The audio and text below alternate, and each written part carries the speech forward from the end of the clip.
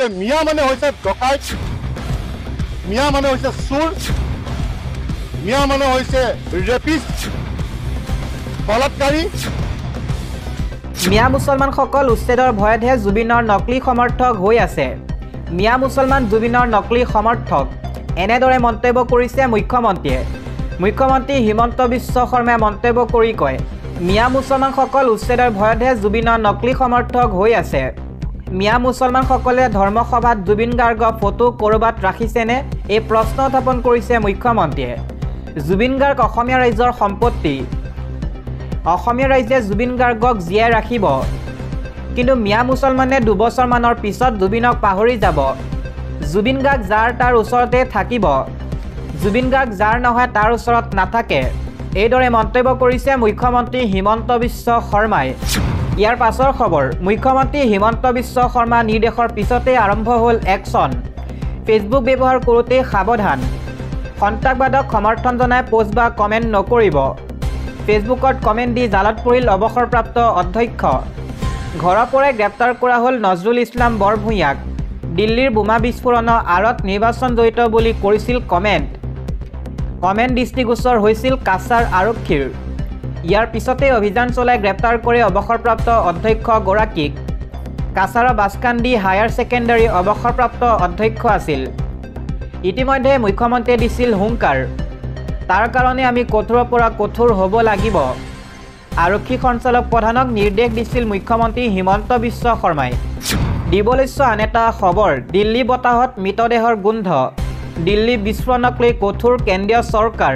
দিল্লী কাণ্ডৰে কোন জড়িত, এই প্ৰশ্ন উত্থাপিত হৈছে। বৰ্তমান দিল্লী বতাহত এতিয়া মৃতদেহৰ গোন্ধ। হাই এলাৰ্ট জাৰি কৰা হৈছে ৰাজধানী দিল্লীত। ইতিমধ্যে ষড়যন্ত্ৰকাৰীক বিচাৰি অভিযান আৰম্ভ।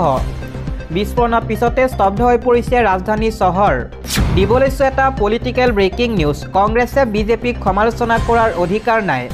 কংগ্ৰেছে কৰি যোৱা নিজৰ কামৰ বাবে নিজে লাজ পায়, এইদৰে মন্তব্য কৰিছে মুখ্যমন্ত্ৰী হিমন্ত বিশ্ব শৰ্মাই। কংগ্ৰেছে দিয়া ধুতি আৰু লুঙিতকৈ কিবা সস্তীয় বস্তু আছে নেকি? ধুতি লুঙি চৰকাৰ আমাৰ নহয়। ধুতি লুঙি ৰাজনীতি কংগ্ৰেছেহে কৰিছিল। কংগ্ৰেছে বেয়া কাম কৰি আছিল। এই মন্তব্য মুখ্যমন্ত্ৰী হিমন্ত বিশ্ব শৰ্মাৰ। পৰৱৰ্তী খবৰ, 6 জনগোষ্ঠী জনজাতিকৰণ কৰক, অন্যথা এতিয়াৰে পৰা পৰিৱেশ পৃথক হ'ব। এই হুংকাৰ প্ৰদান কৰিছে আটাছুৰ সভাপতি বসন্ত গগৈয়ে। বিজেপি চৰকাৰে নিজৰ প্ৰতিশ্ৰুতি পালন কৰক। 6 জনগোষ্ঠী জনজাতিকৰণ সাংবিধানিক অধিকাৰ। এই অধিকাৰৰ পৰা কোনেও আমাক বঞ্চিত কৰিব নোৱাৰে। 6 জনগোষ্ঠীৰ লোকৰ বিজেপি চৰকাৰৰ প্ৰতি আস্থা আছিল। এতিয়া সকলো নিৰ্বাচন কেন্দ্ৰিক হ'ব। আন এটা খবৰ, দিল্লী কাণ্ডৰে জড়িতক ধমক প্ৰধানমন্ত্ৰী নৰেন্দ্ৰ মোদীৰ। দিল্লী কাণ্ডৰে জড়িত দোষীক এৰি নিদিওঁ, কোনো দোষী সাৰি যাব নোৱাৰিব। এই কঠোৰ সকিয়নি দিছে প্ৰধানমন্ত্ৰী নৰেন্দ্ৰ মোদীয়ে। দিল্লীত সংঘটিত ভয়ংকৰ ঘটনাই মনত যথেষ্ট দুখ দিছে। গোটেই ৰাতি মই শুব নোৱাৰিলোঁ। প্ৰতিটো এজেঞ্চিৰ লগত মই বৈঠকত মিলিত হ'লোঁ। দিল্লী কাণ্ডৰ ষড়যন্ত্ৰকাৰীক খুদাই এৰি নিদিওঁ। এই ষড়যন্ত্ৰ গভীৰতালৈ যোৱা হ'ব। ভূটানৰ পৰাই দিল্লী কাণ্ডক লৈ এই প্ৰতিক্ৰিয়া প্ৰকাশ প্ৰধানমন্ত্ৰী নৰেন্দ্ৰ মোদীৰ।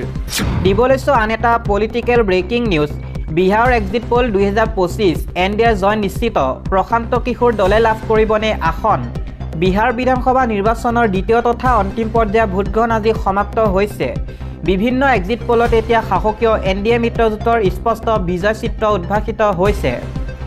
7টা সমীক্ষাতেই এনডিএ জয়লাভ কৰিব বুলি ভৱিষ্যতবাণী কৰা হৈছে। প্ৰশান্ত কিশোৰৰ নতুন দল জনচুৰাজ প্ৰথম নিৰ্বাচনত কোনো আসন লাভ কৰিব নোৱাৰিবও পাৰে বুলি এক্সিট পলত প্ৰকাশ পাইছে। এই পৰ্যায়ত প্ৰায় 3.7 কোটি ভোটাৰে 1302জন প্ৰাৰ্থীৰ মাজৰ পৰা নিজৰ প্ৰাৰ্থী বাছি লৈছে। ইয়াৰে কেইবাজনো মুখ্যমন্ত্ৰী নীতিশ কুমাৰ চৰকাৰৰ মন্ত্ৰীও আছে। বিহাৰত ভোটদানে অভিলেখ গঢ়িছে। দ্বিতীয় পৰ্যায়ত বিয়লি 5 বজালৈকে 67%তকৈ অধিক ভোটদানত অংশ লৈছিল। 6 নৱেম্বৰৰ প্ৰথম পৰ্যায়ত ভোটদানৰ হাৰ আছিল 65%তকৈও অধিক। ভোট গণনা আৰম্ভ হ'ব 1 নৱেম্বৰত। এই সমীক্ষাসমূহ Matrize, JVC, Chanakya Strategies, P Marq, People's Insight, Dainik Bhaskar আৰু পিপলছ পালছে চলাইছিল। সকলো সমীক্ষাতে 243খন আসনত এনডিএৰ স্পষ্ট জয় অনুমান কৰা হৈছে। উল্লেখযোগ্য যে 2020 চনৰ নিৰ্বাচনত নীতিশ কুমাৰৰ জেডিইউৱে মাত্ৰ 43খন আসনহে লাভ কৰিছিল, যিটো পূৰ্বৰ 70টাতকৈও অধিক আসনৰ তুলনাত উল্লেখযোগ্য পতন আছিল। এই পতনৰ মূল কাৰণ আছিল চিৰাগ পাছোৱানৰ লোক জনশক্তি পাৰ্টিৰ সৈতে হোৱা বিভাজন। এতিয়া পাছোৱানৰ দল লোক জনশক্তি পাৰ্টি ৰামবিলাস পুনৰ NDA মিত্ৰজোঁটলৈ ঘূৰি আহিছে। নীতিশ কুমাৰৰ মুখ্য মিত্ৰ বিজেপিয়ে যোৱা নিৰ্বাচনত JDUতকৈ ভাল প্ৰদৰ্শন কৰিছিল। এইবাৰ দুয়োটা দলে প্ৰায় 101খনকৈ আসনত প্ৰতিদ্বন্দ্বিতা কৰিছে। দিবলৈছো আন এটা খবৰ, দুদিনীয়া ভ্ৰমণসূচীৰে ভূটানত উপস্থিত প্ৰধানমন্ত্ৰী নৰেন্দ্ৰ মোদী। দুদিনীয়া ভ্ৰমণসূচীৰে মঙলবাৰে ভূটানত উপস্থিত হয় প্ৰধানমন্ত্ৰী নৰেন্দ্ৰ মোদী। পাৰো বিমানবন্দৰত ভূটানৰ প্ৰধানমন্ত্ৰী শ্বেৰিং টবগয়ে তেওঁক উষ্ম আদৰণি জনায়। এই ভ্ৰমণকালত প্ৰধানমন্ত্ৰী মোদীয়ে ভূটানৰ বৰ্তমানৰ ৰজা জিকমে খেছাৰ নামগ্যাল ৱাংচুক আৰু প্ৰধানমন্ত্ৰী শ্বেৰিং টবগেৰ সৈতে সাক্ষাৎ কৰিব। মোদীয়ে ভাৰত আৰু ভূটানে যৌথভাৱে নিৰ্মাণ কৰা 1020 মেগাৱাট শক্তিৰ পুনা টাচাংছু 2 জলবিদ্যুৎ প্ৰকল্প মুকলি কৰিব। ইয়াৰ উপৰি মোদীয়ে ভূটানৰ চতুৰ্থ ৰজাৰ 70 সংখ্যক জন্মদিনৰ অনুষ্ঠানতো অংশগ্ৰহণ কৰিব।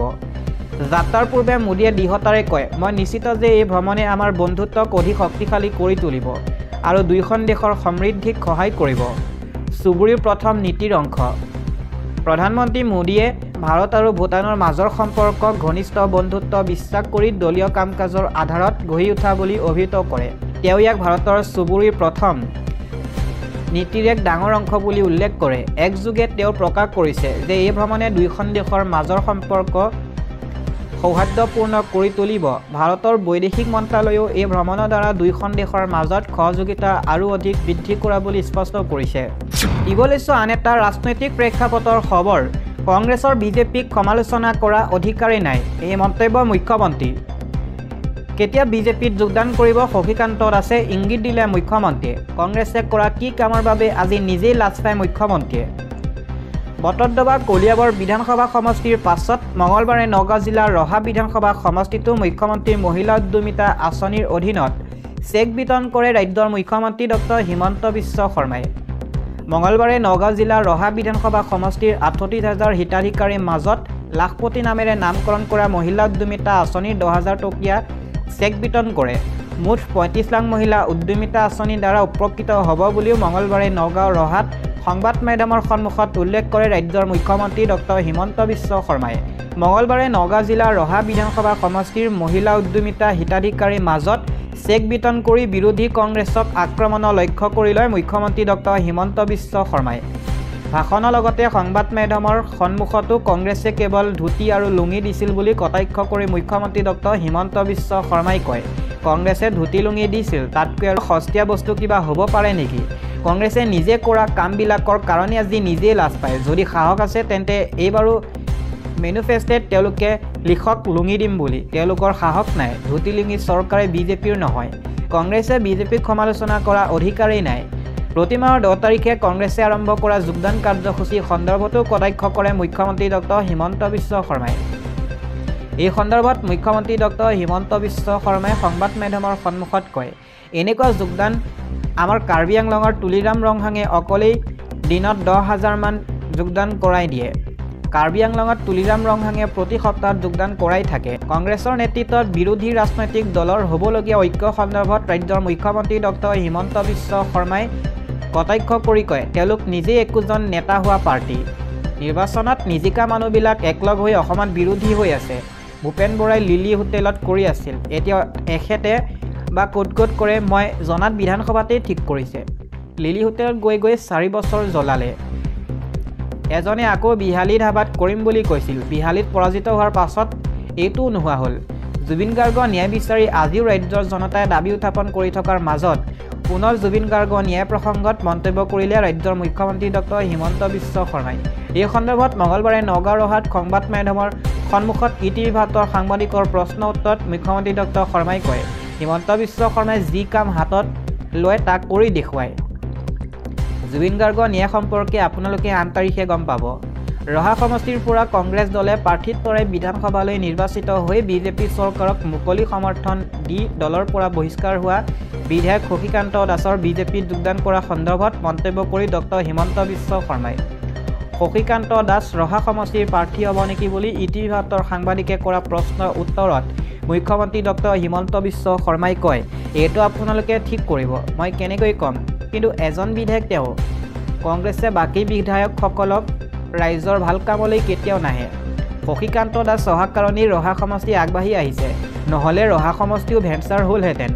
শশীকান্ত দাসে ৰহা ৰাইজৰ কাৰণে ত্যাগ কৰিছে আৰু এটা ৰাজ্যসভা নিৰ্বাচনত শেষ হোৱাৰ পাছত শশীকান্ত দাসে বিজেপিয়ে যোগদান কৰা ইংগিত দিয়ে মুখ্যমন্ত্ৰী ডক্টৰ হিমন্ত বিশ্ব শৰ্মাই। উল্লেখযোগ্য যে নগাঁও জিলা প্ৰশাসন আৰু ৰহা সমাজ জিলা প্ৰশাসনৰ উদ্যোগত আয়োজিত মহিলা উদ্যমিতা আঁচনি চেক বিতৰণ অনুষ্ঠানত মন্ত্ৰী পীযুষ হাজৰিকা, স্থানীয় বিধায়ক শশীকান্ত দাস, নগাঁও বটদ্ৰৱা সমষ্টিৰ বিধায়ক ৰূপক শৰ্মা, ব্ৰহ্মপুৰ বিধানসভা সমষ্টিৰ বিধায়ক জিতু গোস্বামী, নগাঁও জিলা আয়ুক্ত দেৱাশিষ শৰ্মা সহ কেইবাগৰাকী বিশিষ্ট ব্যক্তি উপস্থিত থাকে।